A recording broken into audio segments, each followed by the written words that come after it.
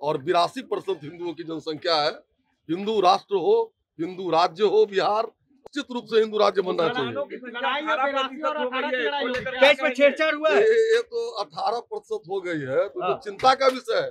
आने वाले दिनों में जिस तरह से उनकी जनसंख्या बढ़ रही है, इस्लामिक राष्ट्र की ओर बढ़ रहा है कदम, और हिंदू पर जो प्रताड़ना हो रहा है, जहां अल्पसंख्यक हिंदू हो गए हैं, अररिया, किशनगंज, कटिहार, दरभंगा, मधुबनी, बेतिया, मोतिहारी के क्षेत्रों में, वहां विशेष अभियान चलाया जाए, न्यायिक आयोग बना करके इसकी जांच की जाए। जेपी नड्डा ने जैसे ही भारतीय जनता पार्टी के कार्यालय में विधायकों के साथ बैठक की और उसके बाद बिहार को हिंदू राज्य बनाने की मांग शुरू हो गई। कल जेपी नड्डा अपने तमाम विधायकों के साथ देर शाम तक मुलाकात कर रहे थे और जैसे ही बैठक समाप्त हुई, वहां से विधायक निकलते हैं और कहते हैं कि अब बिहार को हिंदू राज्य बनाने की जरूरत है, क्योंकि बिहार में हिंदुओं की संख्या सबसे अधिक है और इसीलिए बिहार को अब हिंदू राज्य बनाने की जरूरत है। अब देखने वाली बात यह है कि क्या नीतीश कुमार भारतीय जनता पार्टी के विधायकों की बात मानकर बिहार को हिंदू राज्य बनाएंगे, क्योंकि मांग तो उठ रही है। विस्तार से हम आपको समझाएंगे कि पूरा मामला क्या है, लेकिन उसके पहले नमस्कार, मेरा नाम शशांक पांडे है। आप जनता जंक्शन पर मुझे देख रहे हैं, कैमरे के पीछे विशाल खड़े हैं और अब जेपी नड्डा जो है वो भारतीय जनता पार्टी कार्यालय में विधायकों के साथ बैठक करते हैं। बैठक समाप्त होती है और हरिभूषण ठाकुर बचौल उस बैठक से बाहर निकलते हैं।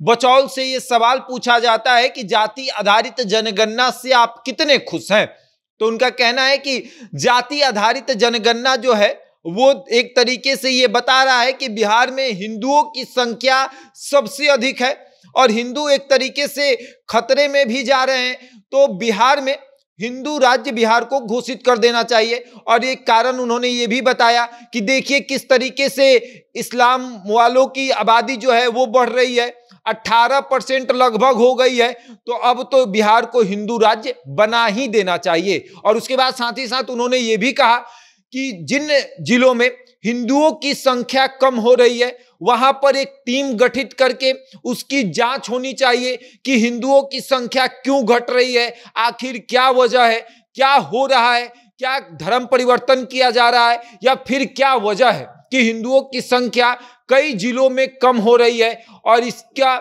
जो है सरकार एक टीम गठित करे और इसके बारे में पता करे, कार्रवाई करे। और उसके बाद हरिभूषण ठाकुर बचौल कहते हैं कि अब हिंदू राज्य बनाने की जरूरत है। अब हिंदू राज्य बनाने की मांग क्यों उठ रही है?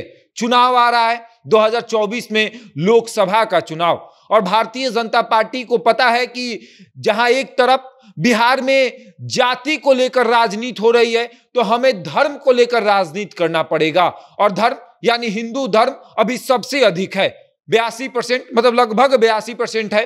तो अब समझिए कि 82% है, और अगर हम हिंदू की बात करेंगे तो सारा हिंदू हमें वोट करेगा, जाति की बात नहीं करना पड़ेगा। जेपी नड्डा बापू सभागार से कहते हैं कि ये लोग जाति जनगणना कराकर एक जाति को दूसरे जाति से लड़ाना चाहते हैं, हम लोग ऐसा बिल्कुल नहीं करेंगे। और आप देख लीजिएगा किस तरीके से अब 2025 में भारतीय जनता पार्टी की सरकार बनेगी। यानी भारतीय जनता पार्टी ये देख रही थी कि जाति आधारित जनगणना होगी तो हम उसमें बुरी तरीके से फंस जाएंगे, किसी एक जाति की संख्या अधिक होगी तो फिर हम उसका नाम नहीं ले सकते हैं। और अब भारतीय जनता पार्टी की बल्ले बल्ले हो गई है, क्योंकि मुसलमानों की संख्या अधिक हो गई है, और जब मुसलमानों की संख्या अधिक होगी तो भारतीय जनता पार्टी तो कहेगी कि हिंदू खतरे में है, और हिंदू खतरे में है तो बिहार को हिंदू राज्य बना दीजिए। और जब बिहार हिंदू राज्य बन जाएगा तो फिर भारतीय जनता पार्टी चुनाव जीत जाएगी। अब देखिए आगे क्या हो रहा है। ऐसे तो हरिभूषण ठाकुर बचौल हमेशा अपने बयानों की वजह से चर्चा में रहते हैं, हिंदू मुस्लिम को लेकर बयान देते रहते हैं,